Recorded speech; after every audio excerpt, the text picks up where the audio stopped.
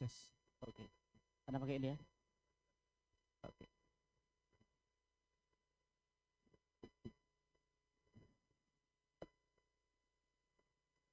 Bismillahirrahmanirrahim. Assalamualaikum warahmatullahi wabarakatuh. Alhamdulillah wassalatu wassalamu ala Rasulillah wa ala alihi wa ashabihi wa mawalah wa la haula wa la quwata illa billah. Teman-teman sekalian, kaum muslimin dan muslimat, ikhwan dan akhwat yang dirahmati oleh Allah Subhanahu wa taala. Berbahagia sekali di malam hari ini kita punya kesempatan, boleh dikatakan kesempatan emas yang kedua bagi warga Lubuk Linggau. Kali ini kedatangan kembali Al-Ustadz Ami Nurbait hafizahullah taala. Kita sapa dulu. Assalamualaikum Ustadz. Waalaikumsalam warahmatullahi wabarakatuh. Gimana kabarnya Ustadz? Sehat? Gimana kabar Ustadz? Alhamdulillah, Alhamdulillah sehat. sehat. Gimana perjalanannya Ustadz? Alhamdulillah pesawatnya tidak macet di tengah jalan. Ustadz. Alhamdulillah. Masya Allah. Alhamdulillah. Baik teman-teman sekalian yang dirahmati oleh Allah Subhanahu wa taala, ini kesempatan yang luar biasa yang Allah berikan kepada kita. Di antara nasihat yang sering beliau sampaikan di majelis bahwasanya bagian terendah dari bumi yang paling banyak mendapatkan air, ya bagian bumi yang paling banyak mendapatkan air, Ustaz, adalah bagian yang terendah. Ini apa maksudnya? Orang yang paling banyak dapat ilmu itu orang yang paling merendah di hadapan ilmu. Nah, Ustaz? Alhamdulillah. Sehingga hari kita luruskan niat kita untuk berusaha mengambil faedah yang sebesar-besarnya di kesempatan malam hari ini. Masya Allah, itu nasihatnya seorang ulama tabi'in, Nah. Abdullah bin Mu'taz Al-Abbasi. Beliau mengatakan, al-mutawadhi'u fi tullabil ilmi aktsaruhum ilman. Nah, Orang yang tawadhu di kalangan orang yang belajar itu paling banyak ilmunya. nah, Fa innal makanal munkhafid aktsarul buqa'i ma'an. Karena tempat yang paling landai itu paling banyak diisi air. disihir. Dan ilmu itu seperti air.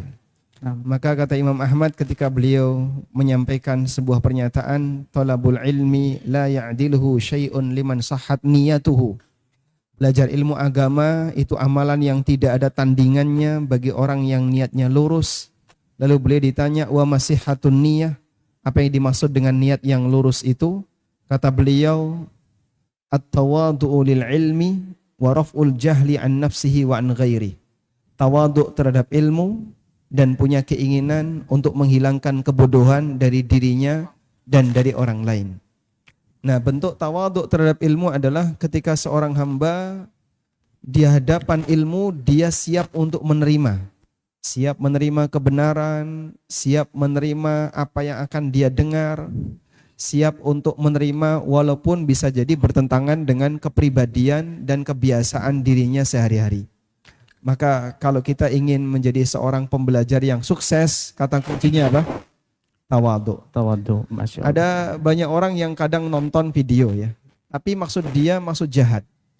Sehingga dia pengen nonton video itu untuk mencari celah apa yang kira-kira bisa diberi komen negatif. Itu banyak sekali jamaah.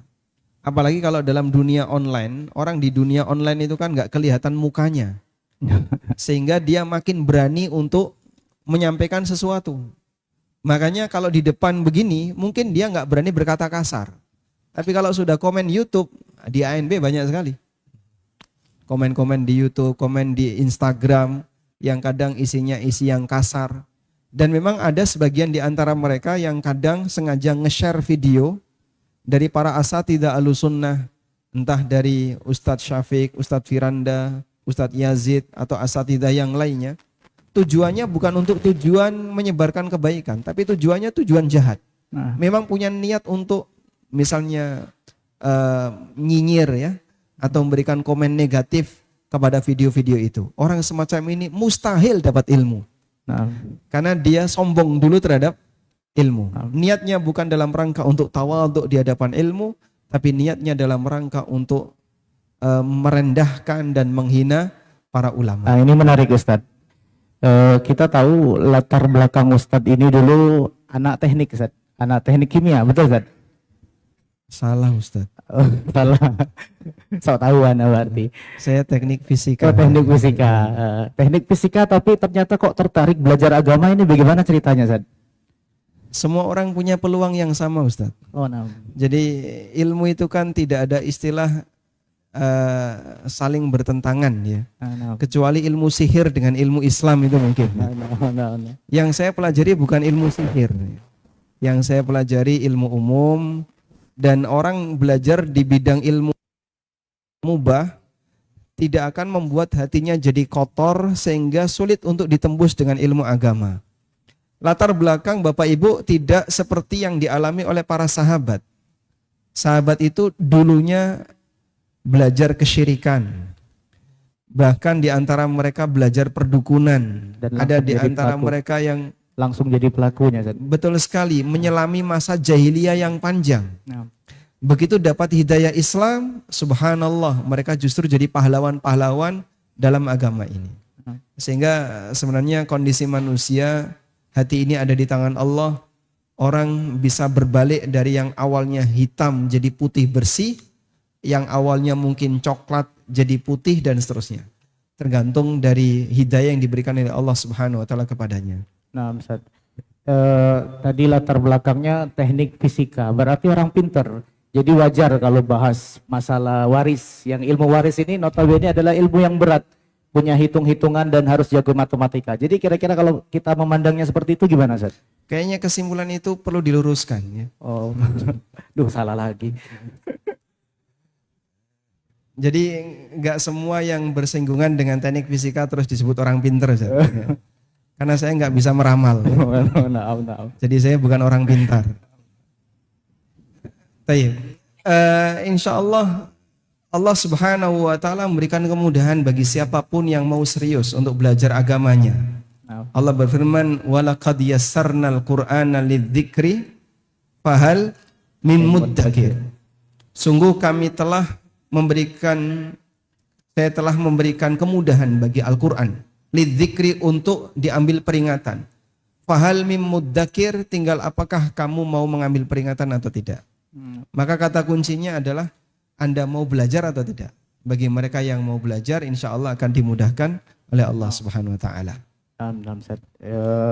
Pembahasan kita, Ustaz, tentang warisan bisa membunuhmu. Ini maksudnya apa, Ustaz? Ya, ini justru sebelumnya, Ustaz, ini saya penasaran. Jadi ada pandangan kalau belajar warisan itu kan orang-orang kaya yang punya warisan. Kita yang untuk nikah saja sulit gitu, Ustaz. Nggak punya modal nikah, gimana Ustaz mau belajar warisan? Berarti nggak usah dibahas ya. Mungkin bisa ditanya Ustaz, yang merasa miskin boleh pulang duluan. Masya Allah. Baik. Jadi begini Ustaz, kembali kepada masalah ilmu waris tadi. Ustaz sempat menyinggung, itu kan ada banyak hitungan ya. Ada banyak hitungan.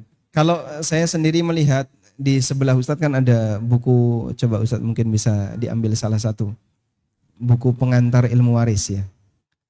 Jadi di buku ini saya tulis di akhir masa pandemi dan alhamdulillah sudah selesai dibedah di ANB Channel. Ini mungkin cetakan yang ketiga atau keempat.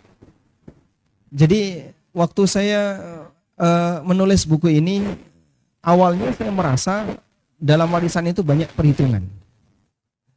Ternyata kenyataannya sebaliknya. Dalam kajian ilmu waris itu justru dominan pembahasan masalah fikih. Dominan pembahasan masalah fikih itu artinya begini. Yang Anda bahas dalam kajian ilmu waris itu seperti Anda membahas tentang belajar rukun sholat, belajar syarat sholat, belajar tentang pembatal-pembatal wudhu, pembatal sholat. Itu kan nggak perlu ngitung ya. Pelajaran seperti ini sifatnya teori. Dan ternyata dalam ilmu waris itu dominan teori. Dari sekitar 30 sekian bab yang saya bahas di pengantar ilmu waris, mungkin 25 itu isinya teori. Sisanya bagian belakang sedikit saja yang hanya bersinggungan dengan hitung-hitungan. Maka jika dikatakan bahwa kajian seputar ilmu waris itu rumit karena melibatkan perhitungan, sebenarnya yang tidak menyinggung perhitungan bisa kita sebut 80% dalam kajian dan pembahasan ilmu waris. Sehingga kalau kita belajar tentang ilmu waris, kita justru banyak tidak bersinggungan dengan ngitung-ngitung, Ustaz.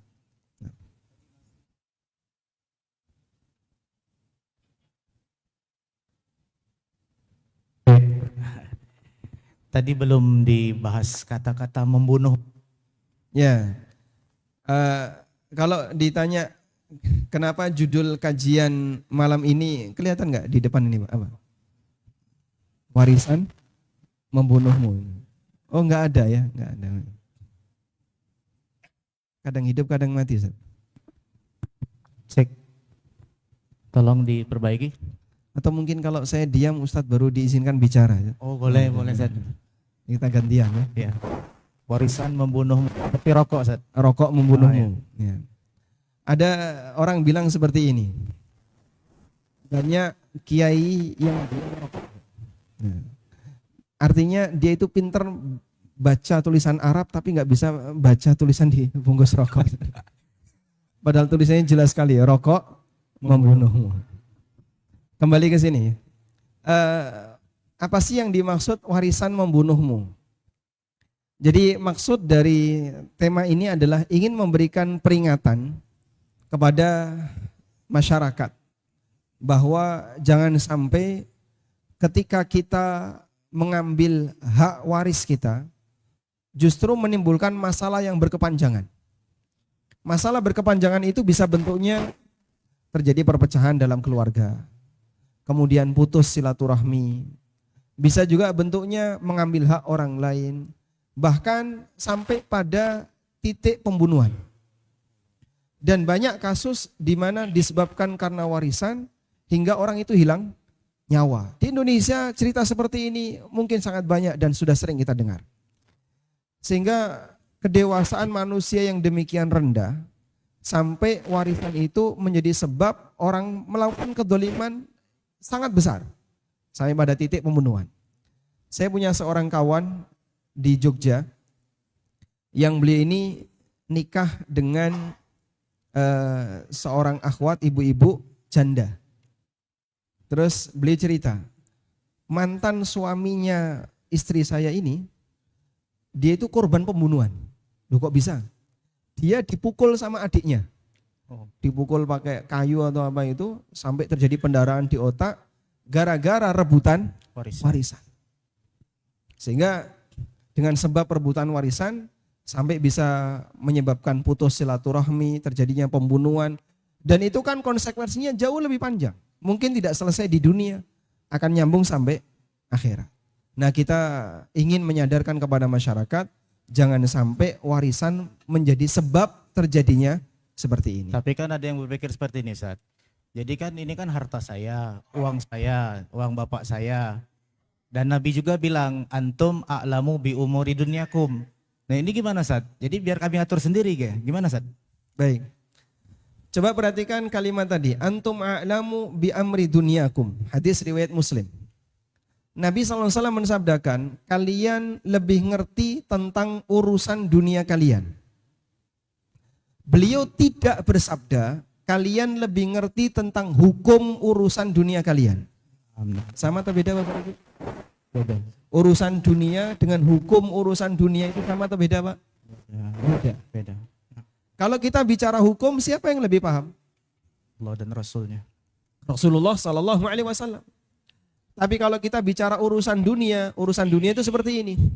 Gimana cara bikin kopi, itu urusan dunia. Bagaimana cara beternak ayam, itu urusan dunia. Gimana sih Pak mengembangkan teknologi melalui ilmu teknik, itu urusan dunia. Rasulullah SAW ngasih kebebasan kepada manusia, silakan kalian kembangkan semua teknologi itu. Karena itu urusan dunia. Kalian lebih ngerti tentang urusan dunia kalian.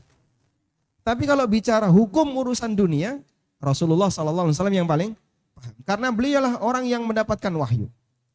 Dan dalam masalah waris, itu kita bicara hukum atau sebatas urusan dunia? Bicara hukum. Kita bicara hukum. Sebab ini berkaitan dengan aturan syariat Allah Subhanahu wa taala. Karena itu kalau ada orang yang beralasan, ini kan harta-harta orang tua saya, materi-materi saya, peninggalan-peninggalan bapak saya. Ya terserah, saya yang ngatur. Kita jawab, baik, betul itu adalah harta peninggalan bapakmu. Materi dari peninggalan bapakmu. Tapi kepemilikan siapapun ketika di dunia, itu diatur oleh aturan. Terikat dengan aturan. Sehingga betul ini adalah harta-harta milik bapakmu, tapi harta bapakmu ada aturan yang mengatur di sana. Mau diakui maupun tidak, aturan itu tetap berlaku. Karena Al-Quran tidak ada yang menghapus. Allah tetap memberlakukan sampai akhir zaman. Dan masalah warisan telah ditegaskan oleh Allah Subhanahu wa taala dalam Al-Quran. Oleh karena itu jamaah, kita perlu menyadari bahwa apapun harta yang dimiliki oleh hamba terikat dengan aturan yang ada di dunia ini. Dan aturan itu bisa bentuknya aturan terkait agama dan ada aturan terkait negara. Sebagai contoh misalnya, mungkin Bapak paham ya, dalam urusan tanah itu kan ada lahan hijau, ada lahan kuning, begitu Pak ya. Yang boleh dijadikan untuk bangunan lahan apa Pak? Kalau dalam aturan pertanahan, lahan kuning. Mungkin di daerah Sumatera tidak seketat di Jawa. Di Jawa ada lahan hijau, kemudian didirikan bangunan, padahal tanahnya belum dikeringkan, belum jadi kuning, itu bisa kemudian kena pasal dan mungkin Satpol PP akan merobohkan bangunan itu. Kalau di daerah Sumatera kan sampai demikian. Kalau di Jawa di daerah tertentu sangat ketat yang seperti ini. Ada beberapa lahan sawah yang disebut dengan lahan sawah dilindungi, LSD. Misalnya saya punya sawah, bahwasanya praktek ini salah. Apalagi dengan aturan Allah Subhanahu wa taala. Makanya kalau ada orang yang dia berkomentar, ini duit-duit saya, ini harta-harta saya, terserah saya. Badan itu juga badan kamu, tapi tidak boleh terserah kamu. Kita boleh nggak misalnya, ini kan badan saya, terus tak cacah-cacah, kemudian dimakan, disate, itu boleh? Enggak boleh. Nggak boleh. Atau orang merasa, ini kan nyawa-nyawa saya mau bunuh diri terserah saya. Boleh nggak Pak? Nggak boleh. Kenapa? Ada aturan. Di negara yang sekuler sekalipun, aturan ini tetap dihargai. Sehingga di sana orang melakukan praktek bunuh diri itu pelanggaran. Kalau sampai usaha bunuh diri itu gagal, kemudian dia ditangkap oleh polisi, mungkin dia bisa dimasukkan ke dalam penjara. Karena dia telah melakukan tindakan yang merusak dirinya sendiri. Sebab orang tidak boleh melakukan tindakan yang membahayakan dirinya sendiri. Dalam Islam juga demikian. Maka orang merasa punya harta, dia merasa punya warisan, dia terikat dengan aturan yang berlaku di agamanya. Wallahu a'lam. Jadi kebanyakan orang nggak mau belajar itu Ustaz, justru dia merasa ketika dia belajar maka akan makin banyak tahu dan makin banyak nggak boleh Ustaz. Ini gimana Ustaz? Itu salah satu di antara ketakutan hamba sehingga dia tidak mau mendekat kepada syariat Allah. Dan ketakutan-ketakutan semacam ini sebenarnya datang dari setan. Makanya Allah Subhanahu wa taala memberikan gambaran. Fama lahum 'anit tadhkirati mu'ridin. Ka'annahum humurum mustanfirah farrat min qaswarah. Fama lahum 'anit tadhkirati mu'ridin. Kenapa mereka berpaling dari peringatan Allah? Orang musyrikin itu tidak mau mendengarkan Al-Quran yang dibaca oleh Nabi SAW. Padahal mereka mengakui apa yang dibaca oleh Rasulullah SAW itu terasa nikmat, terasa lezat untuk didengar. Sampai disebutkan dalam sebagian riwayat, Nabi SAW kalau qiyamul lail, Abu Jahal, Abu Sufyan, dan beberapa orang musyrikin di Mekah, itu sampai mereka duduk di sekitar rumah Rasulullah SAW. Tujuannya apa? Mau mendengarkan suara Al-Quran yang dibaca oleh Nabi Muhammad SAW ketika qiyamul lail. Baru pertama kali mereka mendengar kalimat seindah itu. Tapi mereka tidak mau mengakuinya. Dan mereka berusaha untuk menghindarinya. Umatnya Nabi Nuh SAW ketika didakwai oleh Nabi Nuh, ja'alu asabi'ahum fi adhanihim wastaghshaw thiyabahum wa asarru wastakbaru istikbara Mereka menaruh jarinya di telinganya. Wa asarru wastakbaru istikbara. Kemudian dia menutupkan pakaiannya di kepalanya. Terus mereka semakin sombong. Karena mereka takut dengan peringatan yang dibawa oleh para nabi Allah Subhanahu wa taala. Maka Allah kasih gambaran, fama lahum 'anit tadhkirati mu'ridin. Kenapa mereka berpaling dari peringatan Allah? Ka'annahum humurum mustanfirah. Mereka itu seperti humur, seperti keledai liar, zebra, mustanfirah yang bersiap untuk lari. Farrat min qaswara. Lari dari kejaran singa. Sehingga kalau ada keledai lihat singa dari jauh itu sudah lari terbirit-birit.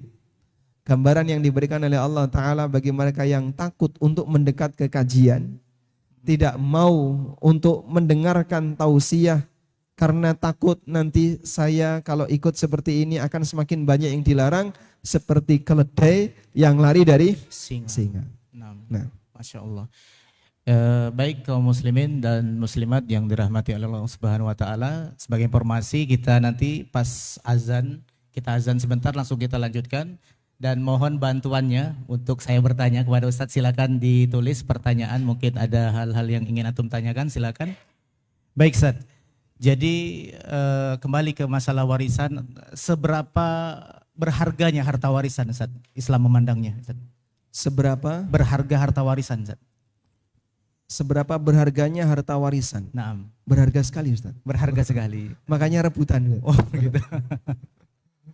Baik. Jadi harta itu dalam Islam bertingkat. Kita bicara harta halal ya. Kalau harta haram kita nggak bahas. Kita bicara harta halal. Harta halal dalam Islam itu bertingkat. Ada harta halal yang sangat bermartabat, ada harta halal yang tingkatannya di bawahnya, ada di bawahnya lagi, dan demikian seterusnya. Harta halal yang sangat bermartabat, di mana Rasulullah SAW memberikan motivasi agar orang ketika mau mencari nafkah, carilah di bagian ini, adalah harta yang didapatkan dari hasil kerja sendiri. Dalam hadis riwayat Bukhari, Nabi SAW pernah mengatakan, ma akala ahadun ta'aman qattu khairan min ayyakula min amaliyadi. Tidak ada nafkah terbaik yang dimakan oleh seseorang melebihi nafkah yang dia dapatkan dari hasil kerjanya. Apapun profesinya. Baik sebagai guru, sebagai dokter, sebagai perawat, sebagai security, apapun profesinya. Sebagai tukang, kuli, selama dia mendapatkan nafkah untuk dirinya dari hasil kerjanya, disebut oleh Nabi SAW sebagai nafkah terbaik. Dia mengatakan, beliau menyebutkan contoh, wa inna nabiyallahi Dawud alaihissalam kana ya'kulu min amali yadi. Dan Nabi Daud alaihissalam beliau makan dari hasil kerjanya. Padahal Nabi Daud statusnya sebagai apa, Pak? Seorang raja. Tapi beliau tidak makan dari hasil upeti, tidak makan dari hasil pajak, tapi nafkah untuk beliau dan keluarga beliau dari hasil apa? Beliau bekerja. Beliau seorang pandai besi. Allah katakan dalam Al-Quran, wa alanna lahul hadid. Dan kami lunakkan besi itu di hadapan Nabi Daud alaihissalam. Baik. Selanjutnya, Nabi SAW juga pernah ditanya dalam hadis dari Rafi' bin Khadij radhiyallahu anhu.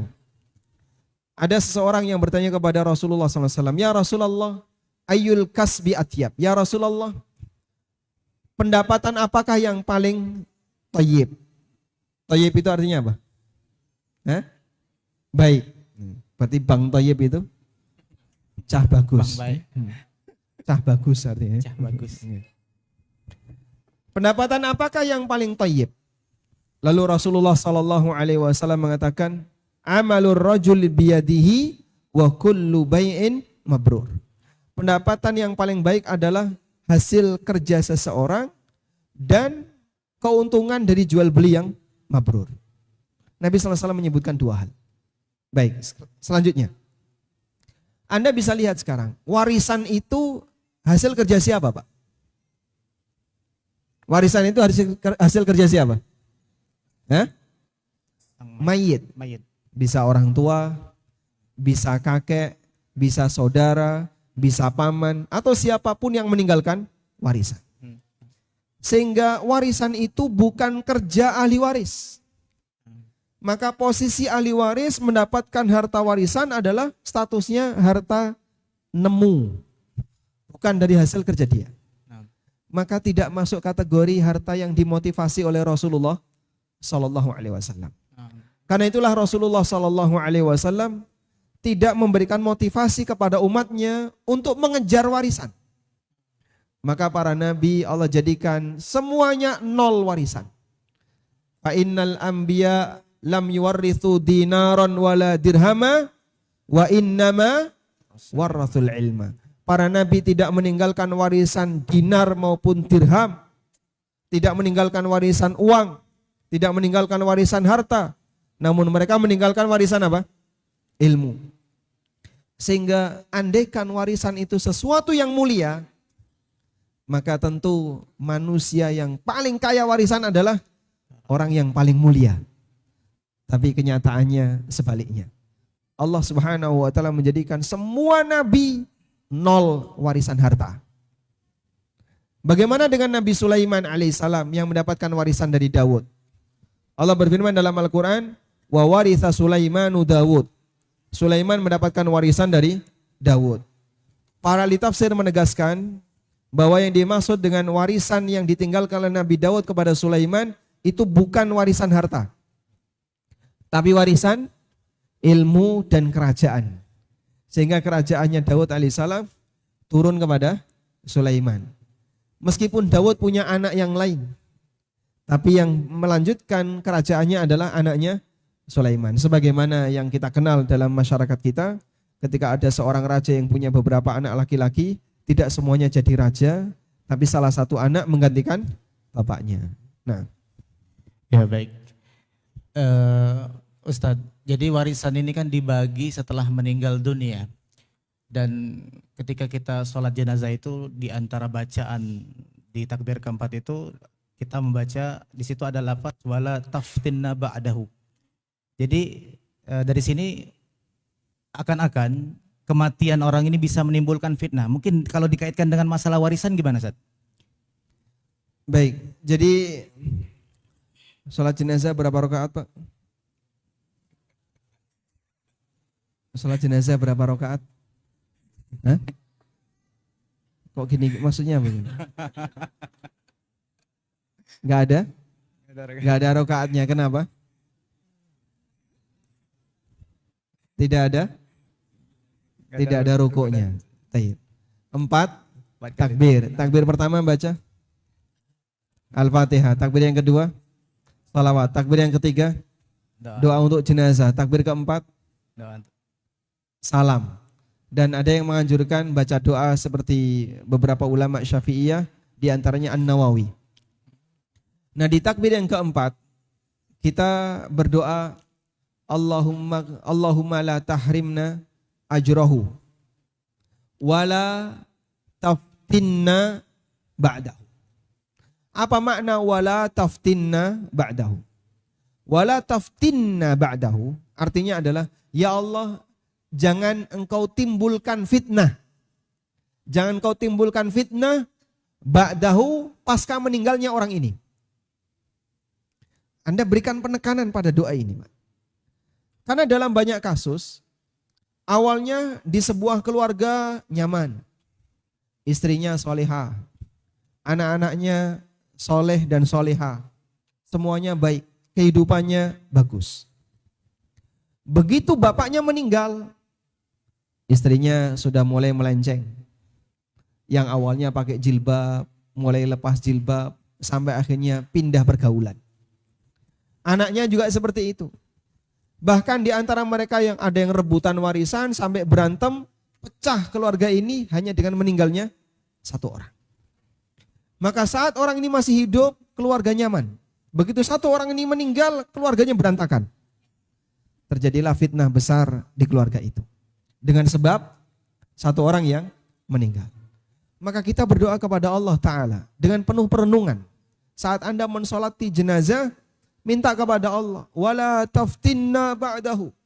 Jangan engkau timbulkan fitnah ya Allah setelah meninggalnya orang ini. Baik dalam urusan warisan maupun dalam urusan apalagi kehormatan maupun urusan silaturahmi maupun urusan yang lain.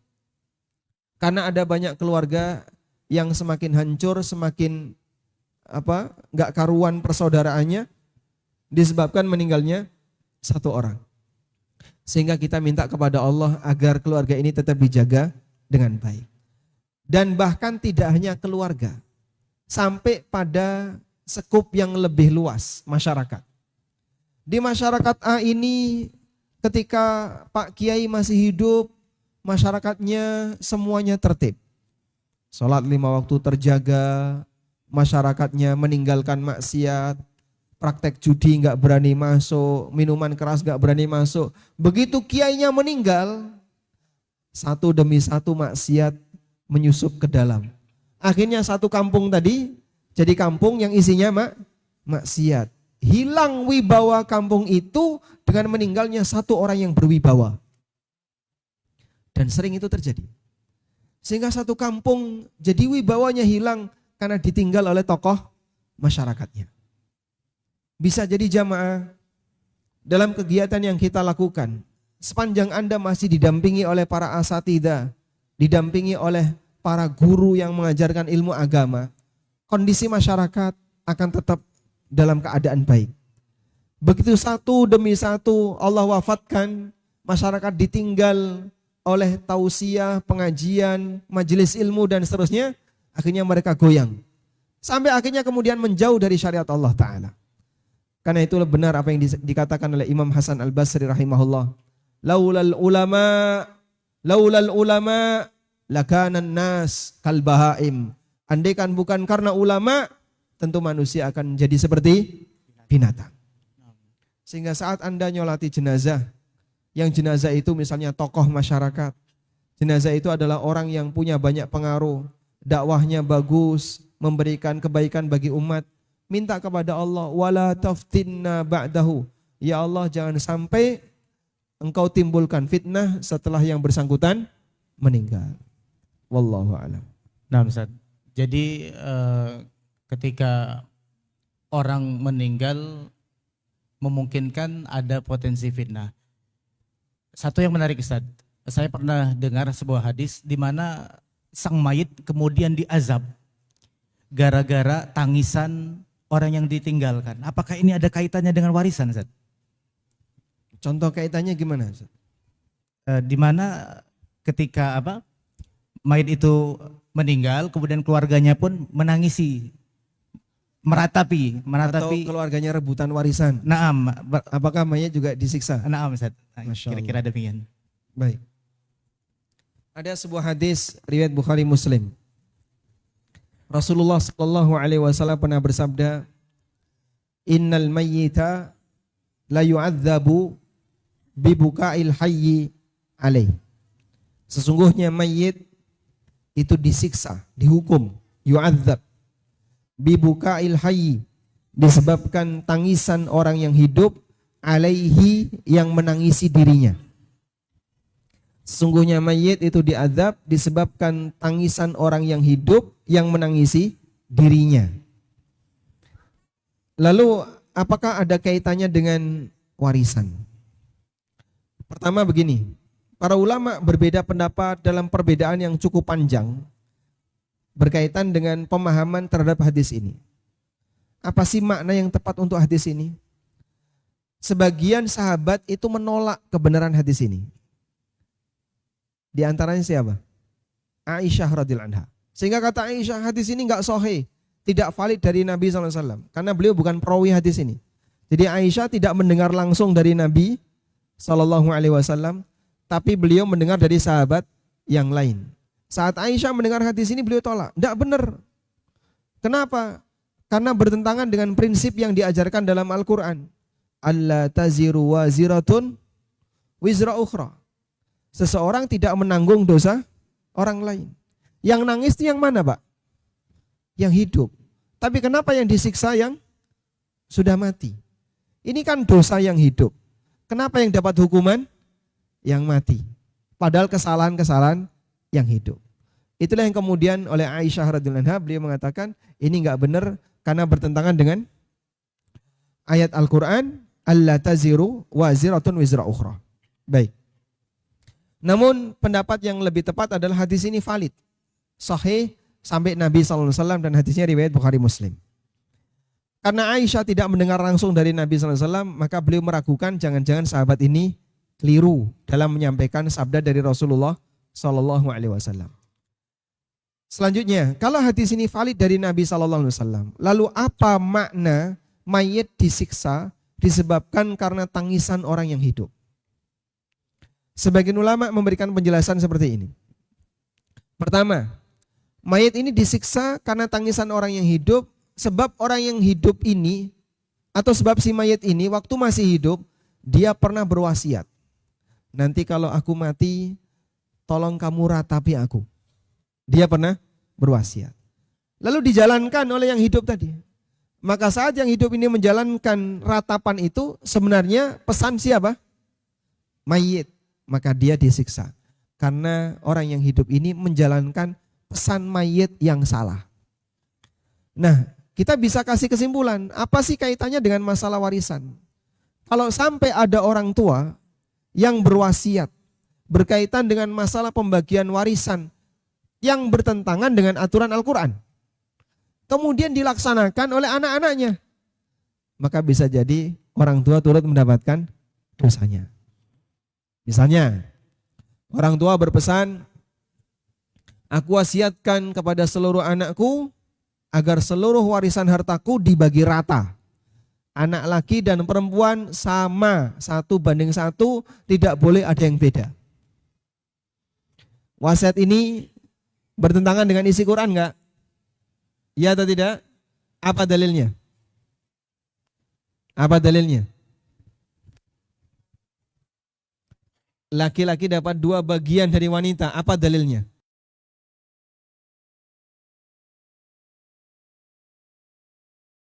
Angkat tangan. Apa dalilnya? Surat An-Nisa ayat 11. Gimana bunyinya? Kalau Anda bawa mushaf silahkan dibuka. Coba buka mushaf surat An-Nisa ayat 11.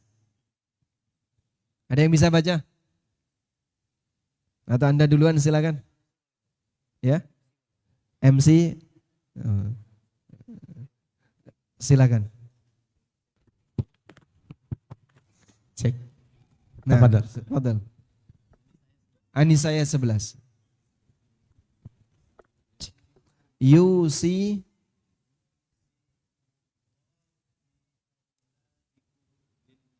lid hadzil unthayain.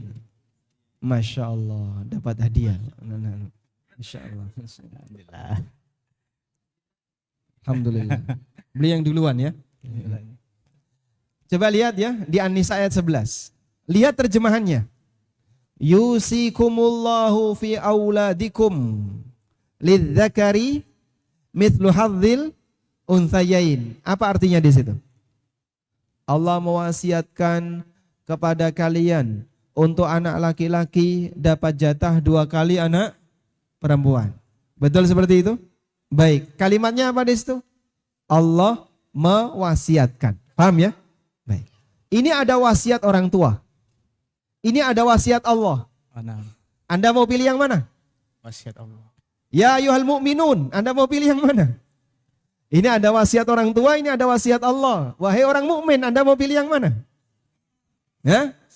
Siapa yang menuhankan orang tuanya, silakan pilih wasiat orang tuanya. Yang punya aturan Allah, bukan orang tua. Tapi Pak, Bapak berpesan kayak gini, itu pesan bapakmu. Ini pesan Allah dalam Al-Quran. Kamu mau pilih yang mana? Kalau kamu mau beragama dengan agama bapakmu, silakan. Kalau kamu mau mengikuti aturan bapakmu, silakan. Ini aturan Allah. Maka orang mukmin dengan kesadaran hatinya dia mengatakan, saya pilih wasiat Allah. Ikuti wasiat Allah. Nah terus wasiat bapak gimana? Wasiat yang bertentangan dengan aturan Allah jangan dilaksanakan. Karena nanti yang bersangkutan justru akan dihukum oleh Allah Subhanahu wa taala. Baik. Isya Ustaz ya. Sudah Isya. Mungkin bisa kita perdengarkan terlebih dahulu azan Isya, silakan. Baik, kita dengarkan adzan Isya dulu.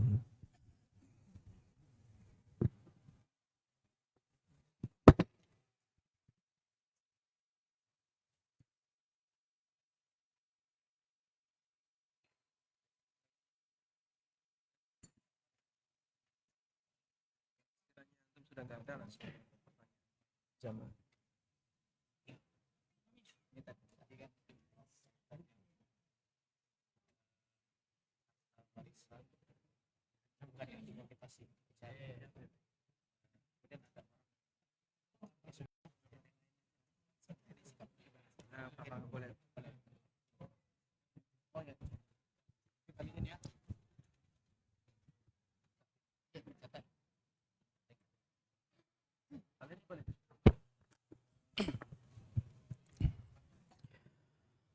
Allahu Akbar, Allahu Akbar, Allahu Akbar,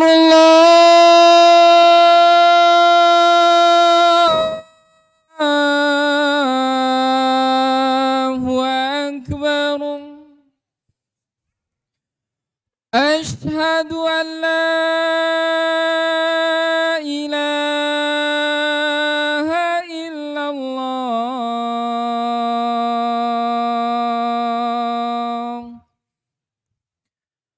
أشهد أن لا إله إلا الله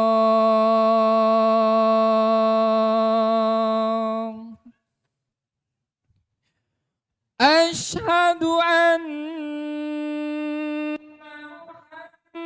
محمد رسول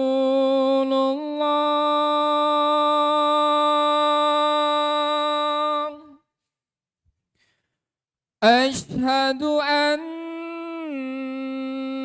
محمد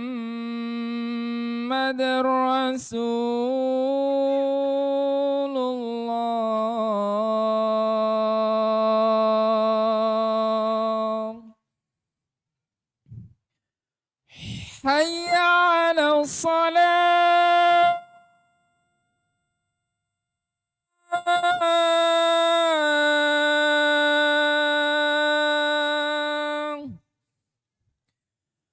حي على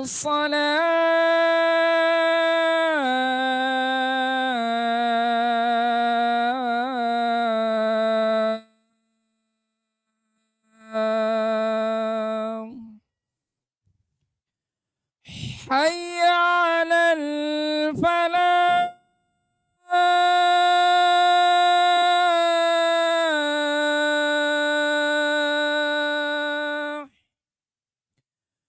حي على الفلاح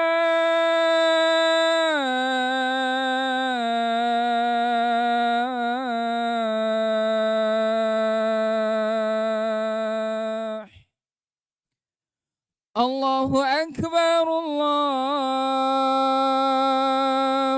أكبر لا إله إلا الله.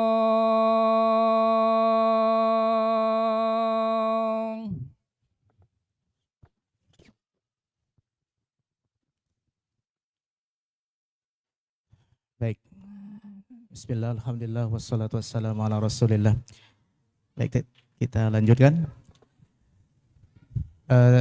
Menarik Ustadz, tadi Ustadz mengatakan bahwasanya harta yang dimotivasi untuk kita cari itu adalah harta dari hasil tangan sendiri. Sehingga harta warisan itu bukan termasuk yang dimotivasi untuk dicari, benar Ustadz? Sehingga ada orang yang kemudian dia berpikir, ya sudahlah ini jatah saya kasih aja sama yang lebih butuh. Nah ini sikap seperti ini boleh enggak Ustadz? Nah, apakah diperbolehkan ahli waris itu melakukan sikap tanazul? Dia mengalah dengan cara dia serahkan jatahnya kepada saudaranya yang lain? Jawabannya diperbolehkan. Karena saat dia berhak terhadap harta itu, selanjutnya terserah dia. Apakah dia mau mengambilnya, ataukah dia mau kasihkan kepada orang lain. Karena itu sudah menjadi haknya. Karena itu misalnya, saudara laki-laki, misalnya dia sudah merasa, saya sudah berkecukupan. Dengan hasil jerih payah saya sudah mendapatkan ini, dan seterusnya. Lalu dia ingin jatah warisannya dikasihkan kepada saudaranya yang perempuan. Udah saya kasih kamu sekian, sehingga biar jatah kita sama. Misalnya 2 kakak beradik, yang kakak laki-laki, adiknya perempuan. Berarti warisannya dibagi berapa? Dibagi 3. Yang laki-laki dapat 2/3, yang perempuan dapat 1/3. Lalu oleh si kakak laki-laki ini dia lepaskan. Ya, jatah saya lepaskan sebagian, saya kasihkan ke adik saya. Akhirnya masing-masing dapat setengah-setengah. Boleh nggak kayak gini? Boleh. Karena dalam posisi ini pihak yang memiliki harta itu sudah merelakan dengan dia kasihkan kepada ahli waris yang lain. Wallahu a'lam. Nah, Ustaz. Berikutnya, Ustaz. Jadi apakah orang yang meninggal dunia otomatis hartanya langsung jadi harta warisan? Tentang sejak kapan ahli waris itu memiliki harta warisan, ada 2 pendapat ulama dalam masalah ini. Pendapat Malikiyah mengatakan, jika seorang itu meninggal, lalu dia punya harta, sejak kapan harta itu berpindah kepemilikannya menjadi ahli waris? Menurut Malikiyah, sejak utang orang ini lunas. Jadi kalau yang bersangkutan masih punya utang, misalnya dia meninggalkan harta sebesar 1 miliar, tapi dia punya utang 300 juta. Maka sepanjang 300 juta itu belum lunas, uang 1 miliar tadi belum boleh dimiliki oleh ahli waris. Karena belum pindah hak milik, sampai utangnya lunas. Pendapat yang kedua, pendapat jumhur, bahwa ahli waris berhak terhadap warisan sejak kapan? Sejak orangnya meninggal. Baik utangnya sudah lunas maupun belum lunas. Namun insya Allah pendapat yang lebih mendekati dalam hal ini adalah pendapat Malikiyah. Berdasarkan firman Allah Subhanahu wa taala, setelah Allah jelaskan tentang aturan pembagian warisan, Allah mengatakan mim ba'di wasiyatin yusi biha audain. Setelah ditunaikan wasiat, yusi biha audain, yang pernah dia wasiatkan, audainin, atau setelah pelunasan utang. Dan disebutkan dari sahabat Ali bin Abi Thalib radhiyallahu anhu, beliau membawakan riwayat qadan nabiyyu sallallahu alaihi wasallam ad-daina qabla al-wasiyah. Rasulullah sallallahu alaihi wasallam menetapkan agar utang ditutupi dulu sebelum wasiat, agar utang ditutupi dulu sebelum wasiat. Dari sinilah kita bisa mendapatkan pemahaman bahwa begitu si A meninggal dan dia tidak punya utang, maka otomatis gimana? Seluruh harta si A jadi milik ahli waris. Dan itu sifatnya otomatis, yang disebut oleh para ulama dengan ijbari. Maka warisan itu sifatnya ijbari. Begitu pemiliknya meninggal dan dia nggak punya utang, otomatis harta itu menjadi milik seluruh ahli waris. Wallahu a'lam. Nah, satu lagi saat ini terkait masalah waris ini, di mana ada harta yang jadi warisan dan tidak bisa langsung cair, Ustaz. Semisal rumah atau mobil butuh beberapa waktu untuk pencairannya, namun di rentang waktu pencairan tersebut ada ahli waris yang juga meninggal dunia. Ini gimana, Ustaz? Baik, memang ada banyak sekali ya harta yang kadang tidak bisa dicairkan dengan cepat. Tapi ada benda padat yang gampang dicairkan, Ustaz. STNK, ya, sertifikat, BPKB, betul Pak? Ya. 1 jam cair. Hanya dengan apa? BPKB. Itu benda padat yang mudah dicairkan. Nah, kalau ada harta seperti ini, karena dia tidak cair sehingga sulit untuk dibagi, kepemilikan itu tetap melekat pada seluruh ahli waris. Anggaplah sebuah rumah dimiliki oleh 5 anak, 5 bersaudara. Dah? Sehingga rumah ini jadi milik berlima ini. Ini yang disebut dengan kongsi kepemilikan atau diistilahkan dengan syirkah amlak. Syirkah amlak. Sudah? Jika ada salah satu yang meninggal, misalnya A, B, C, D meninggal, sehingga tinggal 4 anak. Si D meninggal, apakah kepemilikan si D jadi hilang? Tidak. D punya sekian persen dari rumah itu, begitu dia meninggal, kepemilikannya pindah kepada ahli warisnya. Kalau D punya anak, punya istri, maka nanti jadi hak milik anak dan istrinya. Jika dia punya anak laki-laki, maka tidak ada yang diserahkan ke saudara-saudaranya. Karena keberadaan anak laki-laki menutupi jatah saudara.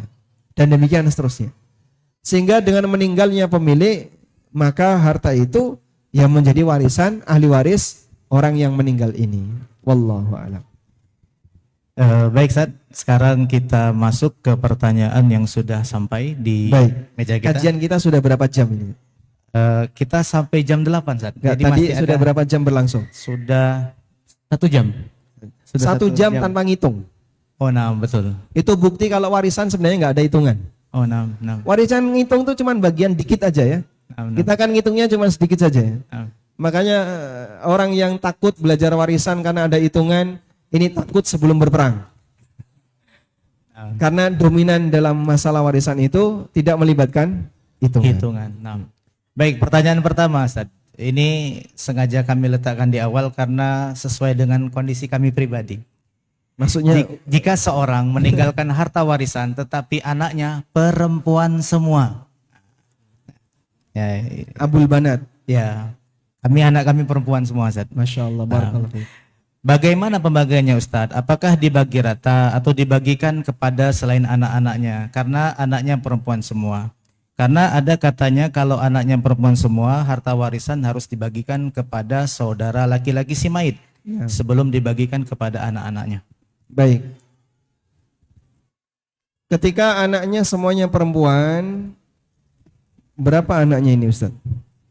Kalau kami 4 Ustaz. 4 perempuan semua. Ya. Jika anak perempuannya 2 ke atas, jatah yang diberikan oleh Allah berapa? 2/3. Dalam Al-Quran Allah sebut berapa Pak? 2/3. Sehingga anak perempuan ini dapat 2/3 dibagi rata. Kalau 5 ya 2/3 dibagi 5. Kalau 3, 2/3 dibagi 3, 4, 2/3 dibagi 4 dan seterusnya. Intinya dibagi sama rata. Lah sisanya yang 1/3, yang 1/8 jadi milik istrinya, berarti masih ada sisa.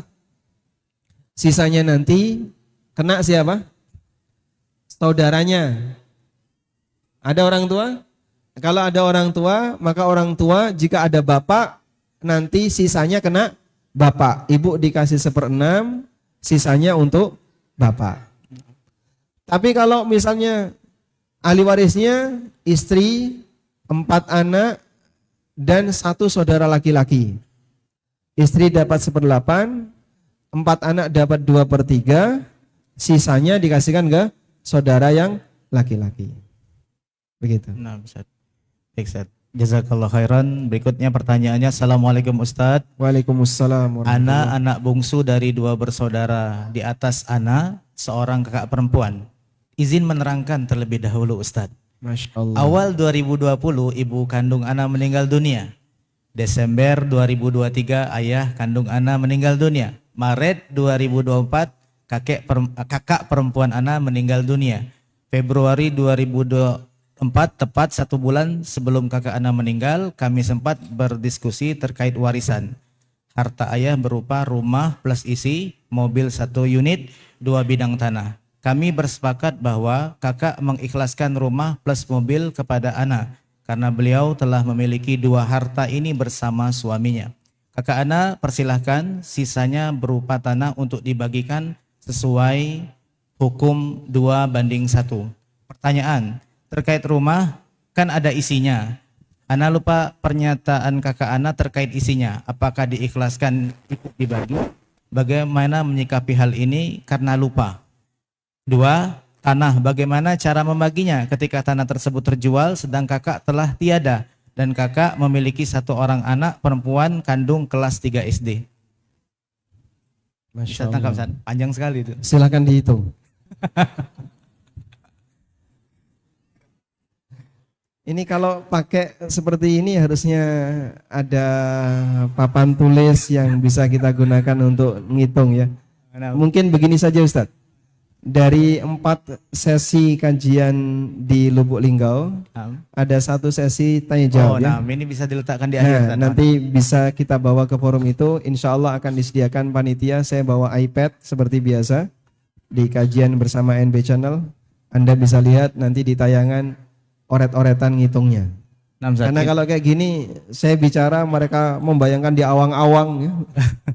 Hilang semua nanti. Jadi. betul Ustaz. Berarti termasuk yang di handphone ini terlalu panjang nih. Baik. Jadi kita simpan dulu ya. Baik, pertanyaan berikutnya ini tidak terkait materi, namun terkait yang menghadiri kajian kita, Ustaz. Apakah boleh menjamak sholat ketika kita kajian, sedangkan nanti akan juga ada sholat isya di tempat tersebut? Masya Allah. Tadi yang jamak banyak. Allah Subhanahu wa taala berfirman, "Innas salata kanat 'alal mu'minina kitaban mauquta." Sesungguhnya salat adalah kewajiban bagi orang mukmin yang telah ditetapkan waktunya. Maka maghrib ada waktunya, isya ada waktunya, demikian pula salat-salat yang lain. Dan pada asalnya kita wajib menjalankan salat sesuai dengan waktunya. Keluar dari hukum asal berarti harus ada uzur. Pada asalnya harus sesuai waktu. Keluar dari hukum asal berarti harus ada uzur. Selanjutnya, apakah safar termasuk di antara uzur untuk menjamak? Para ulama membagi menjadi 2. Ada musafir sair dan ada musafir nazil. Musafir sair itu musafir yang berada di perjalanan. Misalnya Anda bergerak dari Linggau ke Palembang. Sepanjang Anda bergerak, ini disebut dengan musafir sair. Untuk musafir sair, mereka punya kelonggaran, boleh jamak, boleh qashar. Karena posisi dia sedang sair, sedang bergerak. Yang kedua, musafir nazil. Musafir yang singgah di satu titik tertentu. Seperti saya, ini singgah di titik tertentu selama sekian hari. Orang haji dan umroh itu berada di Mekah, berada di Madinah selama sekian hari. Sebutannya musafir nazil.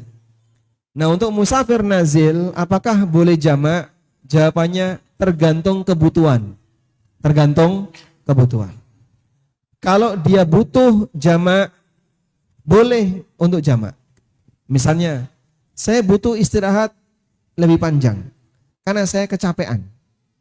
Contoh ya, jamaah umroh baru saja city tour, keliling kota Madinah, keliling Nabawi, terus dia kecapean. Saat sholat maghrib di Masjid Nabawi, sekalian jamaah isya, terus biar bisa pulang lebih cepat ke hotel, makan lebih awal, dia bisa istirahat. Boleh pakai gini? Silahkan, Anda butuh. Tapi sekiranya Anda tidak butuh, misalnya waktu saya longgar, saya tidak harus istirahat lebih cepat, saya nyantai di sini dan bisa sholat tepat waktu bersama dengan jamaah setempat, maka pada prinsipnya Anda seharusnya tidak jamak. Anda seharusnya tidak jamak, tapi ikuti jamaah bersama dengan masyarakat setempat. Anda kajian di satu masjid tertentu dari maghrib sampai isya. Posisi Anda sebagai musafir. Maka apakah perlu jamak? Nah, jawabannya nggak perlu. Karena nanti Anda akan berada di tempat itu ketika apa? Isya. Sehingga Anda bisa sholat isya bersama dengan orang mukim. Wallahu a'lam. Baik, Ustaz. Berikutnya, bagaimana dengan warisan yang sengaja tidak dibagi disebabkan alasan untuk rumah tua? Yaitu kumpul keluarga apabila pulang kampung. Terkadang ada anaknya yang masih ngontrak. Ya. Tidak dibagi ini atas pesan orang tua atau inisiatif ahli waris? Tidak disebutkan, Ustaz. Baik. Saya membedakan menjadi dua ya. Orang bilang rumah gadang. Betul ya? Kalau di Jawa namanya rumah tabon. Rumah tabon itu istilah di Jawa. Kalau di Padang ya. Rumah tua. Rumah tua itu di mana? Rumah tua sinten. Rumah tua. Rumah tua. Itu Palembang. Palembang. Palembang. Kalau Padang rumah gadang. Ada dua kemungkinan di situ. Kemungkinan yang pertama itu atas pesan dari orang tua. Sehingga orang tua berpesan kepada anaknya menyampaikan dengan tegas bahwa rumah ini tidak saya wariskan. Tapi rumah ini untuk seluruh anak keturunan saya. Siapapun boleh tinggal di sini, siapapun boleh menempati di sini, jangan dijual, jangan dihibahkan, jangan diwariskan kepada siapapun, tapi jadi milik bersama. Udah? Status kalimat ini sama dengan wakaf. Wakaf untuk keluarga itu yang disebut dengan wakaf zurri. Disebut dengan wakaf zurri. Boleh nggak Pak seperti itu? Boleh. Ada seorang sahabat yang bernama Abu Talha. Ketika turun firman Allah Subhanahu wa taala, "Lan tanalul birra hatta tunfiqu mimma tuhibbun." Kalian tidak akan mendapatkan kebaikan sampai kalian menginfakkan apa yang kalian cintai. Maka Abu Talha datang kepada Nabi SAW, "Ya Rasulullah, aku infakkan kebun Bairuha fi sabilillah." Kebun Bairuha di dekat Masjid Nabawi, di situ ada air yang seger, ya. Kemudian kebunnya subur, dekat kota, gampang diakses. Tanah subur, gampang diakses, airnya bagus, penghasilannya bagus, mahal harganya. Rasulullah SAW mendengar itu langsung beliau mengatakan, "Hada malun rabih, hada malun rabih." Ini harta yang mahal, harta yang mahal. Wa inni ara an taj'alahu fi qurbatik. Dan menurutku sebaiknya kau jadikan untuk para kerabatmu.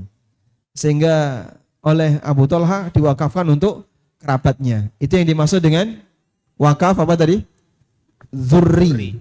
Disebut dengan wakaf zurri. Baik. Di buku ini ada ya tentang wakaf zurri. Di buku pengantar ilmu waris ada tentang wakaf zurri.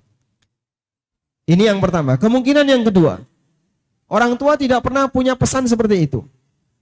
Tapi atas inisiatif ahli waris, mereka sepakat, sudahlah rumah ini tidak usah kita jual, tapi rumah ini kita rawat bareng-bareng.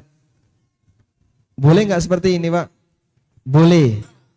Dan statusnya adalah ini dijadikan sebagai rumah milik bersama, syirka amlak tadi ya. Syirka amlak, dan mereka sepakat tidak dijual. Selama tidak ada pihak yang merasa didolimi ketika rumah ini tidak dijual, tidak ada masalah.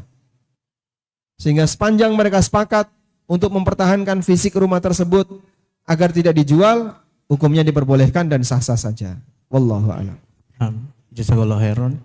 Berikutnya Ustaz, bagaimana pandangan agama bila warisan yang ada dibagi sebelum salah satu orang tua meninggal untuk menghindari keributan? Atau saya tambahkan tadi ya. Jadi untuk jenis yang kedua di mana seluruh ahli waris sepakat itu tidak dibagi, ini tidak sama dengan tidak membagi waris. Warisan itu sudah dibagi. Mereka punya jatah masing-masing. Cuman mereka sepakat dipertahankan. Sehingga tidak harus dicacah-cacah, tidak harus dipecah jadi milik pribadi-pribadi, tapi disatukan jadi milik bersama. Bisa dipahami ya? Baik.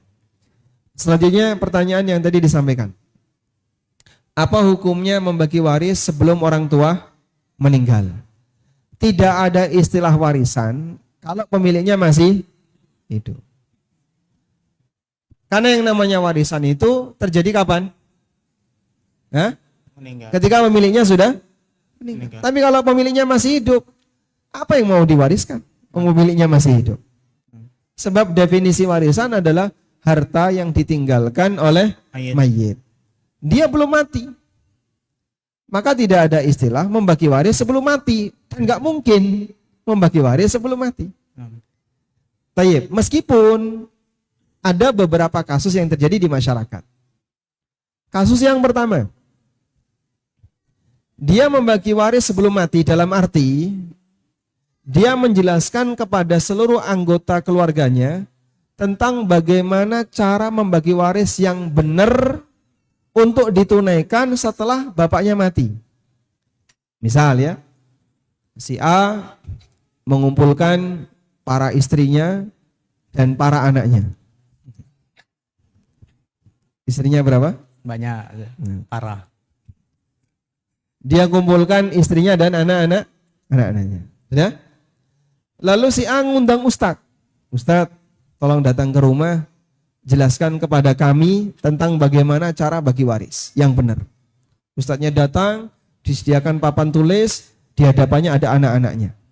Ustadz menjelaskan cara bagi waris yang benar kalau anggota keluarga seperti ini, jika bapak meninggal maka warisannya kayak gini, detail sampai perhitungan terakhir. Sudah? Setelah itu bapak berpesan. Bapak berpesan kepada seluruh anak-anak dan istriku agar nanti warisan bapak jika bapak meninggal dibagi sesuai dengan penjelasan Ustadz ini. Siapa di antara anakku yang tidak mau mengikuti penjelasan ini, maka akan berhadapan dengan bapak di akhirat. Masya Allah.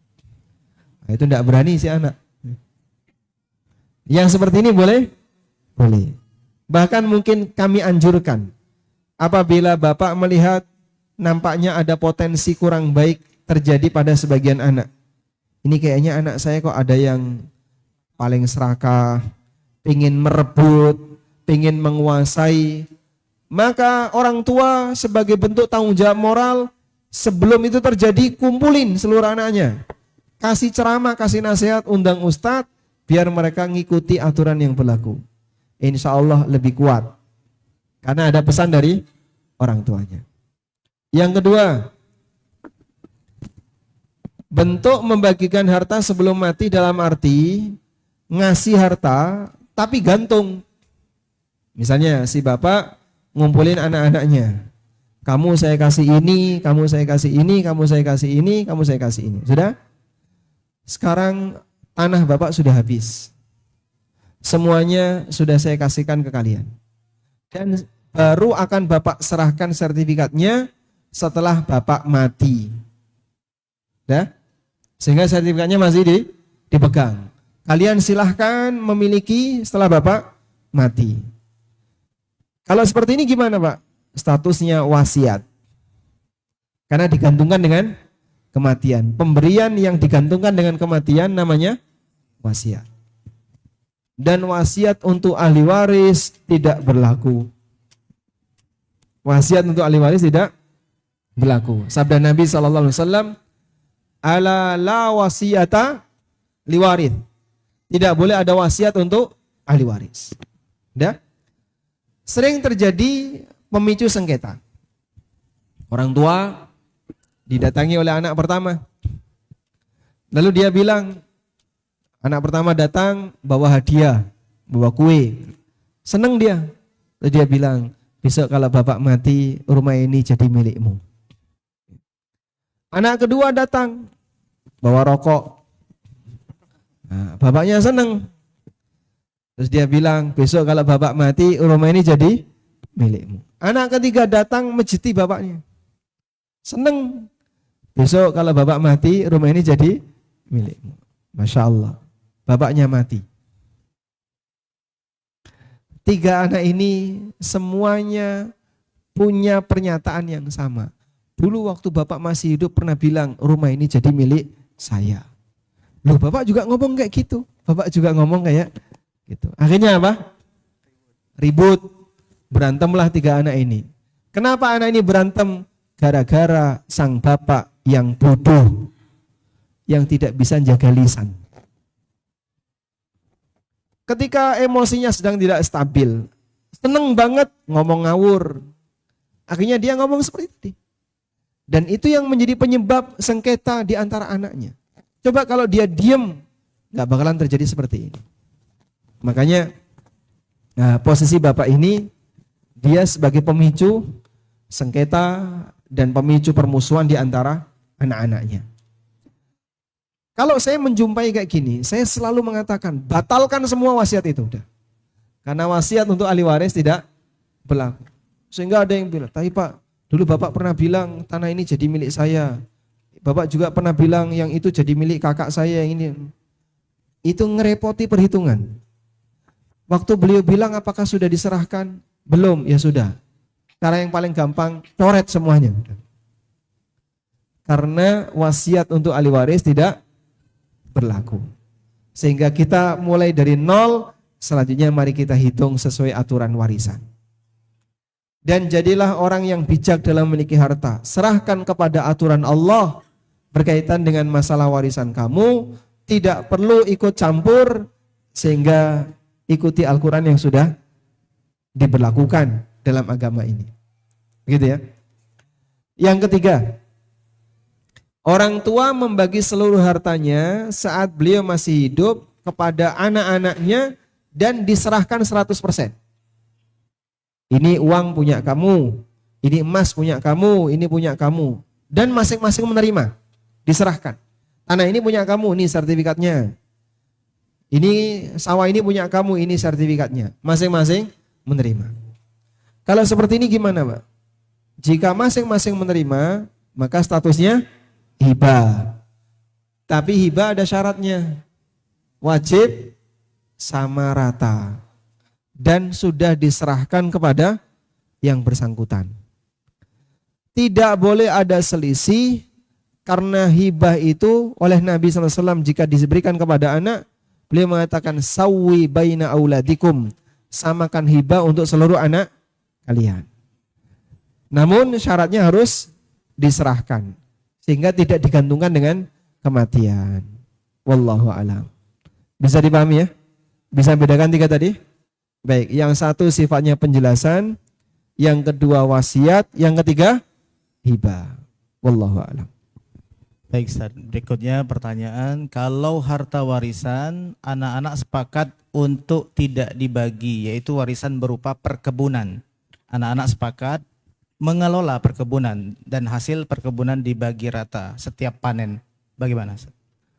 Saya kasih ilustrasi saja ya, yang lebih sederhana.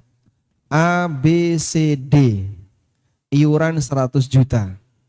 Lalu mereka belikan sebuah mobil harga 400 juta. Baik, mobil ini jadi milik siapa? Milik berempat. Udah? Satu unit mobil milik berempat itu disebut dengan apa tadi? Syirkah amlak, kongsi kepemilikan.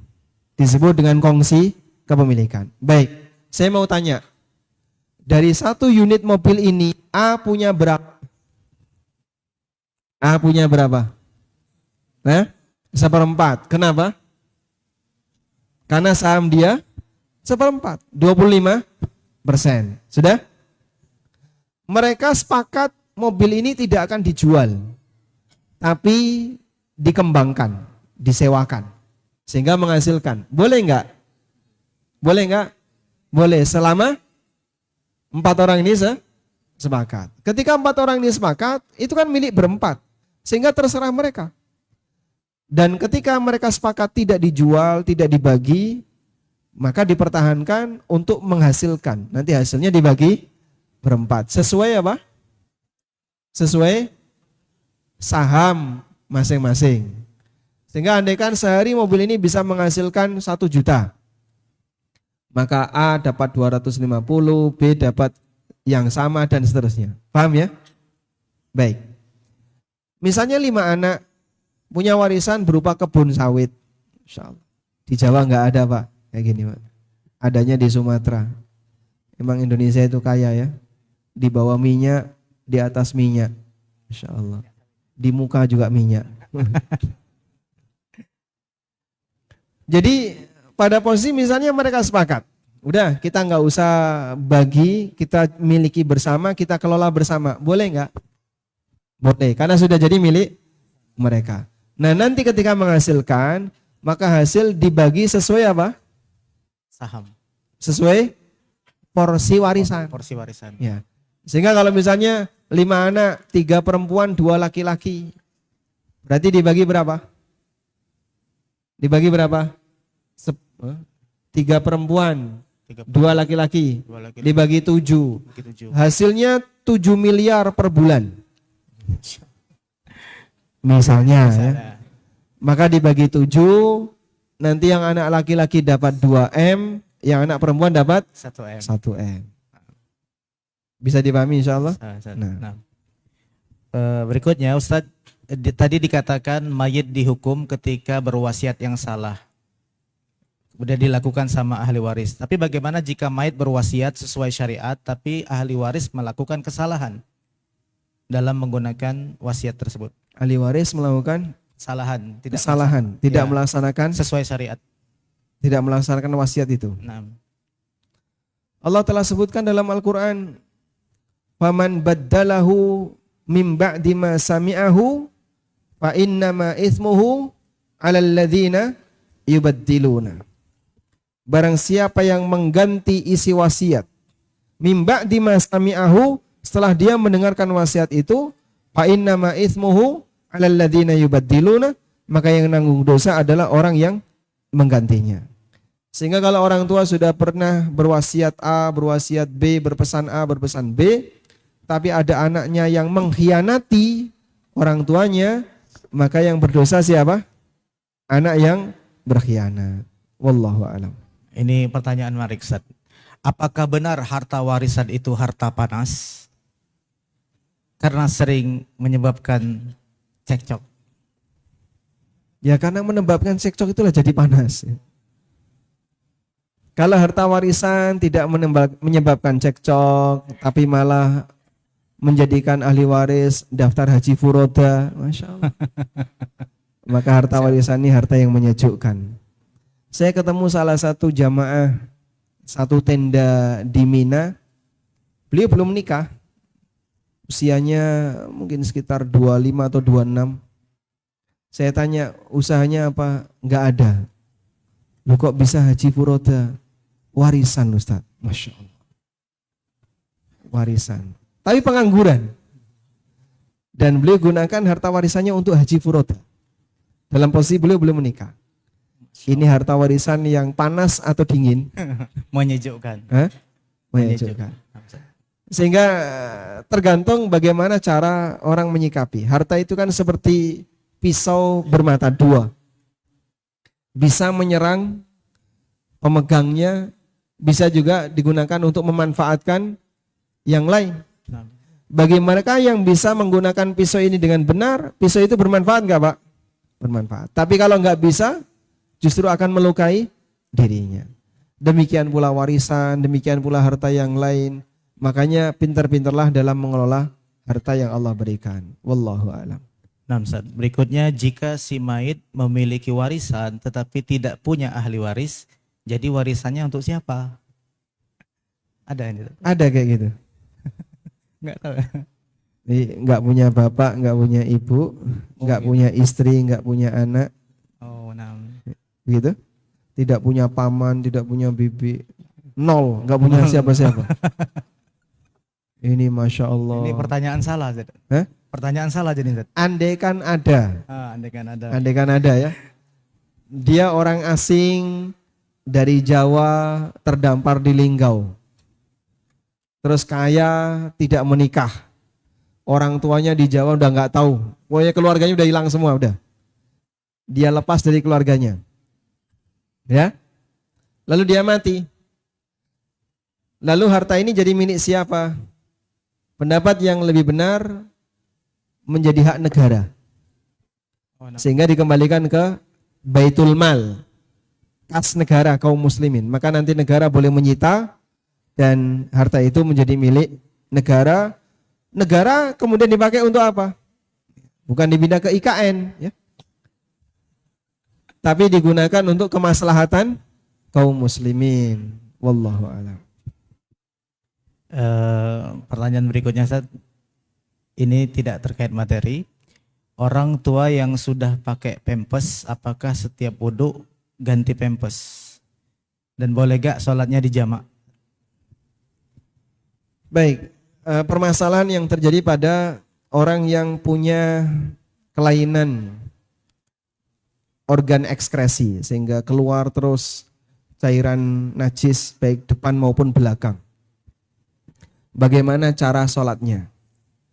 Kias yang diberikan oleh para ulama dalam hal ini adalah berlaku aturan sebagaimana wanita istihadah. Nah, untuk wanita istihadah diperintahkan agar dia selalu bersuci, mencuci darahnya sebelum sholat. Udah? Sehingga beliau bisa melakukan seperti ini. Sebelum sholat, pastikan suci dulu. Udah? Lalu di tengah sholat kok keluar najis, nggak dihitung. Yang penting sebelum sholat sudah dipastikan suci. Wanita istihadah juga seperti itu. Sebelum sholat sudah dibersihkan. Di tengah sholat kok keluar darah, nggak dihitung. Karena nggak bisa dihentikan. Baik. Tapi Pak, kan jadinya berat. Karena harus berkali-kali ganti diapers. Sholat 5 waktu berarti 5 diapers. 1 diapers 10.000, berarti sehari 50.000. Ini perhitungan ekonomi ya. Kali 30 berarti berapa? 1.500.000. Ya. Terus gimana caranya biar tidak terlalu berat? Karena harus bolak-balik bersuci. Mungkin bisa dilakukan yang disebut dengan jamak suri. Jamak suri. Suri itu artinya kamuflase. Sur artinya gambar. Suri itu gambarnya seperti jamak. Padahal aslinya tidak jamak. Allah Subhanahu wa ta'ala menetapkan sholat 5 waktu dengan pengaturan waktu yang istimewa. Coba lihat ya. Di surat Al-Isra Allah berfirman, Aqimis salata liduluki syamsi ila ghasaqil lail wa Qur'an al-fajr. Tegakkanlah sholat dari matahari tergelincir sampai tengah malam. 4 sholat disebutkan dalam bentuk rentang. Tegakkan sholat dari tergelincir matahari sampai tengah malam. Artinya kerjakanlah sholat dari duhur sampai isya. Wa Qur'an al-fajr, kemudian Allah sebutkan secara terpisah, dan kerjakanlah Quran di waktu fajar. Maksudnya sholat subuh. Sehingga sholat subuh ini terpisah. Sudah? Maka Allah Subhanahu wa ta'ala tetapkan untuk sholat subuh yang terpisah ini jaraknya paling jauh dengan sholat yang lain. Nah, jamak suri bisa dilakukan untuk 4 sholat yang pertama.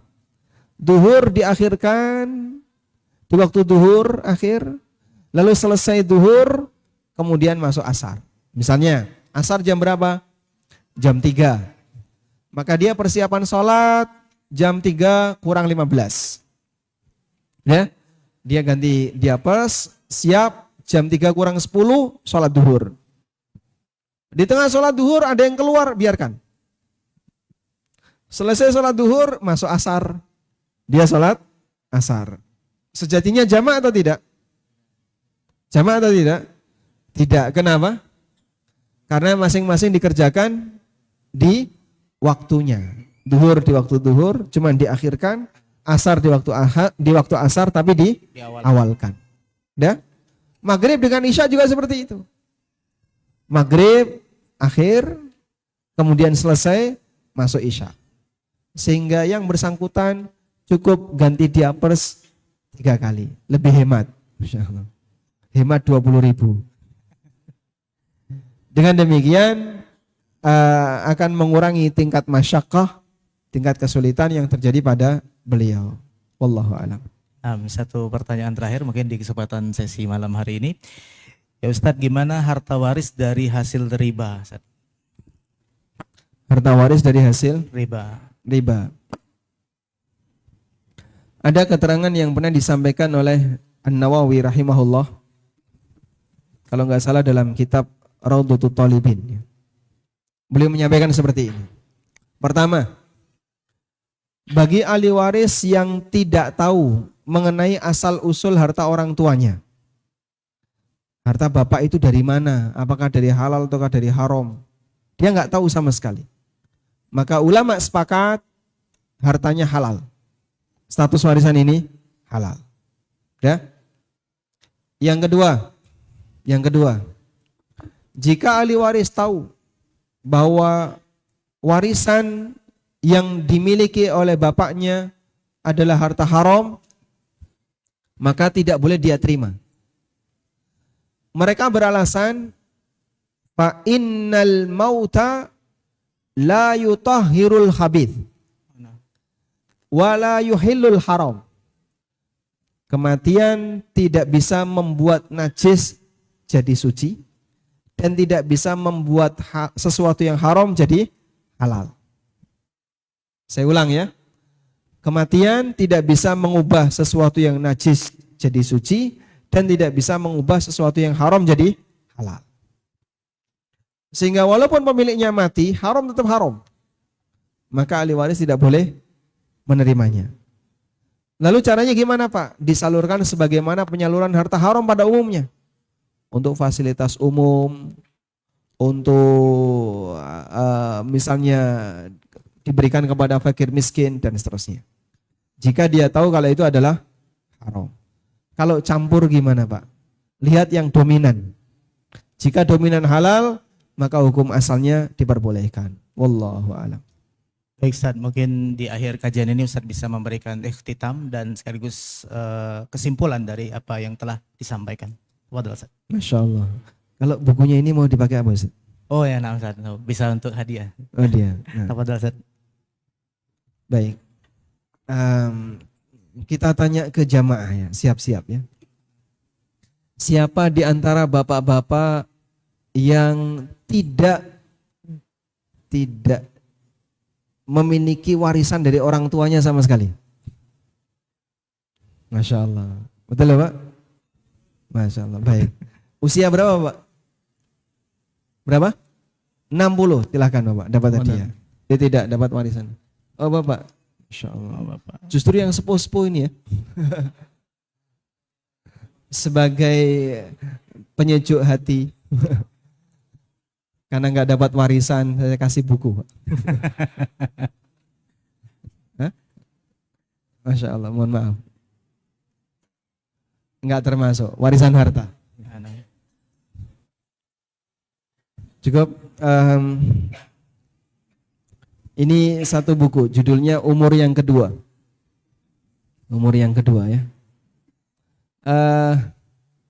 Yang paling senior siapa ini? Sudah Berapa dapat. usia Pak?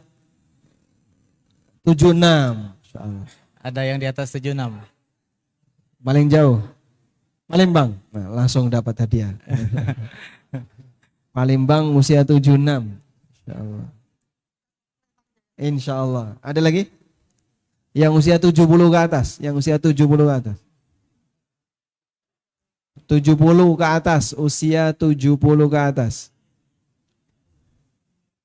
Baik, yang usia 60 ke atas.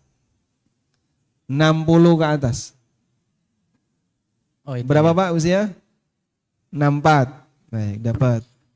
Ada lagi? Yang 60 ke atas. Baik, dapat ya. Insyaallah. Di mana? Berapa? 63. Pas 60. Tambah sehari. Alhamdulillah. Yang anaknya paling banyak, Ustaz. Hah? Yang anaknya paling banyak. Anaknya paling banyak. Bapak lagi. Hah? Berapa Pak? 14. Allah. Masya Allah.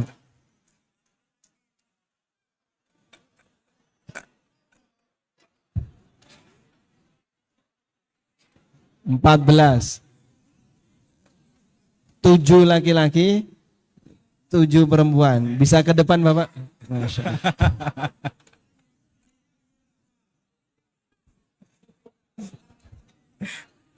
Mungkin bisa sampaikan pesan ke peserta yang lain.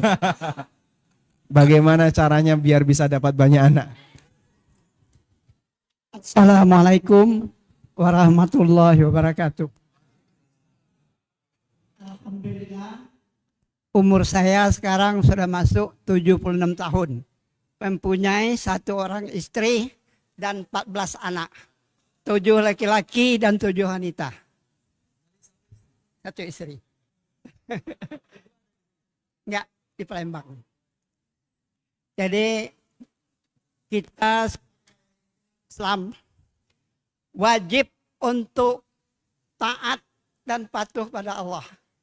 Nabi memerintahkan supaya kita banyak anak. Jadi keyakinan kita bahwa setiap anak itu punya rezeki masing-masing. Kalau kita tidak percaya, mungkin pencaharian saya, seperti kata Ustadz tadi, dengan keringat sendiri, yaitu tukang jahit atau tailor, tapi bisa menghidupi anak 14 dan 12 orang sarjana. Alhamdulillah. Demikian, terima kasih. Wassalamualaikum warahmatullahi wabarakatuh. Waalaikumsalam warahmatullahi wabarakatuh. Waalaikumsalam warahmatullahi wabarakatuh. Beliau sudah dapat 2 buku yang tadi sudah kita kasihkan. Mau buku apa lagi sana, Mas? Ini tadi sudah ya. Umur yang kedua juga sudah. Ustadz Ahwat juga mau katanya. Dia. Iya, Ustaz. Caranya gimana? Ada mikrofon di sana? Mungkin ditanya, Ustaz. Ada mikrofon? Ada.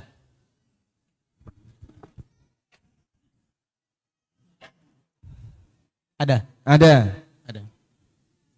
Ada ya sudah. Baik. Pertanyaannya untuk ibu-ibu yang anaknya paling banyak sudah. Justru yang berjuang anak banyak ibu-ibunya. Ibu-ibu. Melahirkan berkali-kali. Istri beliau di Palembang. Jadi nggak ikut di sini, aman insya Allah.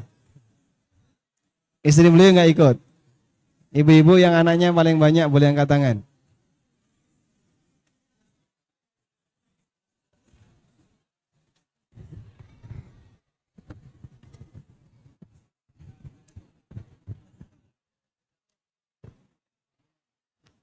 Cek. Ada? Kalau jumlahnya sama berarti nanti 2 hadiah ya.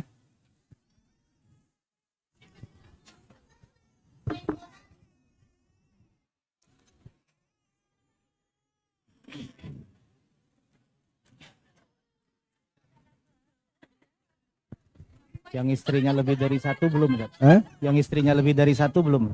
Yang istrinya baik. Ada? Ada, Ustaz. Sebentar dulu, sebentar. Yang anaknya paling banyak? 7. 7. Yang anaknya 7 ada berapa?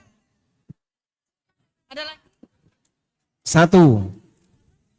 Ada. Ada berapa? Yang anaknya 7 angkat tangan. 6. Ibunya ada 6. Ada yang 6. Yang 7.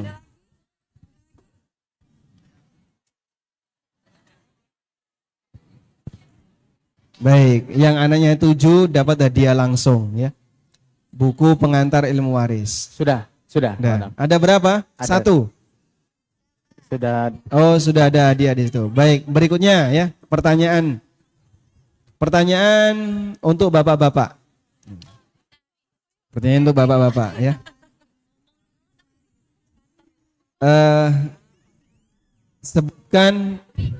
Sebutkan dalil bahwa anak laki-laki dapat 2 anak perempuan. Nah, silakan angkat tangan duluan. Boleh berdiri. Mikrofon. Surat An-Nisa ayat 11 bunyinya. Kalau suruh baca dalil harus bisa menyebutkan teksnya.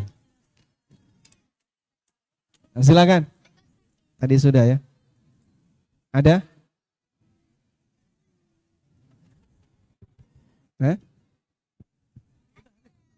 Enggak ada? Baik, saya alihkan ke ibu-ibu ya. Pertanyaan untuk ibu-ibu. Siapa nama sahabat yang istrinya lebih kaya daripada suaminya, sehingga beliau memberikan harta zakatnya untuk suaminya? Ada, tunggu bentar. Nah, sedang di googling. Istrinya Abdullah bin Mas'ud. Masya Allah dapat hadiah ya. Baik, dapat hadiah Ustaz. Di Ada belakang hadiahnya? sudah ada ya. Belakang sudah ya. Baik. Selanjutnya yang bapak-bapak ya. Yang bapak-bapak. Apa warisan Nabi Daud kepada Sulaiman? Mana Ustaz? Antum tunjuk. Nah. Warisan apa? Kerajaan kan itu. Belum lengkap. Mana janda ilmu agama dapat buku ini. Sebutkan bentuk harta yang bermartabat. Ada 2. Sebutkan 2 jenis harta yang bermartabat. 1. Harta yang dihasilkan dari jerih payah sendiri. Yang kedua. Ada Ustadz yang perempuan. Ya. Keuntungan dagang. Baik, Masya Allah. Dapat hadiah. Ada 2 hadiah. Bapak 1, belakang 1. Baik, cukup Ustaz ya? Cukup. Baik, saya kira itu yang bisa kita sampaikan. Kita masih punya 3 sesi berikutnya. Besok subuh, kemudian duha, dan sore.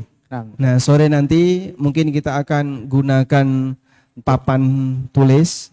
Sehingga Bapak Ibu yang misalnya bertanya tentang masalah warisan atau tentang masalah muamalah yang membutuhkan penyelesaian dengan tulisan, bisa kita bantu dengan menggunakan papan tulis. Insya Allah di sesi yang terakhir. Demikian, semoga yang kita bahas ini bermanfaat. Allahumma anfa'na bima 'allamtana wa 'allimna ma yanfa'una warzuqna ilma. Wa sallallahu ala nabiyyina Muhammadin wa ala alihi wa sahbihi wa sallam wa akhiru da'wana anil hamdulillahi rabbil alamin. Wassalamualaikum warahmatullahi wabarakatuh. Waalaikumsalam warahmatullahi wabarakatuh. Demikian kaum muslimin dan muslimat, kajian kita di kesempatan malam hari ini, dan kami ingatkan kembali insya Allah besok kita ada 1 sesi dengan judul Istiqomah Meninggalkan Riba, dilaksanakan mulai ba'da subuh bertepat di Masjid Raudatul Jannah Kota Lubuk Linggau, dan besok pagi duha di tempat yang sama di sini kita akan membahas agar hidupmu tidak sia-sia. Kita ucapkan jazakumullah khairan kepada Al-Ustadz atas ilmu yang telah disampaikan, dan juga kami ucapkan juga jazakumullah khairan kepada semua rekan-rekan panitia yang telah bekerja keras untuk terlaksananya kajian kita di kesempatan malam hari ini. Terima kasih kepada Rumah Sakit Air Bunda dan Linggau Mengaji. Semoga Allah Subhanahu wa taala menjadikan jerih payah kita semua sebagai bekal terbaik kita untuk akhirat kelak. Saya selaku pembawa acara undur diri. Billahi taufik wal hidayah. Wassalamualaikum warahmatullahi wabarakatuh.